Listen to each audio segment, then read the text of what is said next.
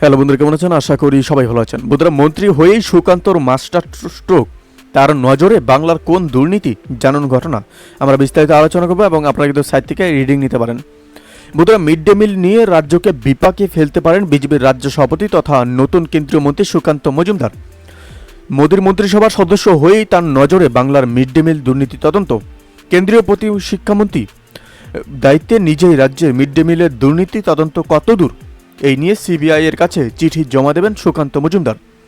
জানা গিয়েছে যে নিজের মন্ত্রকের আধিকারিকদের সিবিআইকে চিঠি লেখারও নির্দেশ দিলেন সুকান্ত। বাংলায় মিড ডে মিলে 4,000 কোটি টাকার দুর্নীতি হয়েছে বলে অভিযোগ।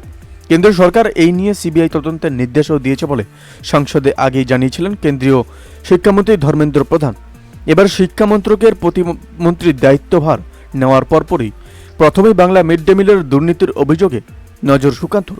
এই বিষয়ে তিনি সংবাদ মাধ্যমকে বলেন যে, আমায় যেহেতু শিক্ষামন্ত্রকের দায়িত্বভার দেওয়া হয়েছে, তাই আমি শিক্ষায় এই রাজ্য পাহাড় প্রমাণ দুর্নীতি ইস্যুতে সরব হব।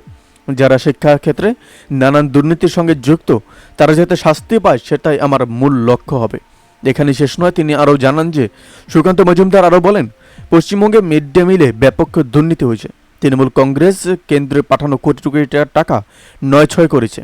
তাই এই রাজ্যে মিড ডে মিলের তদন্তে সিবিআইয়ের যে অনুসন্ধান চলছে তার অগ্রগতি নিয়েই শুক্রবার আমার মন্ত্রকের আধিকারিকদের সঙ্গে বৈঠকে বসে সিবিআইকে চিঠি লিখে তা জানাতে চাইতে বলেছি।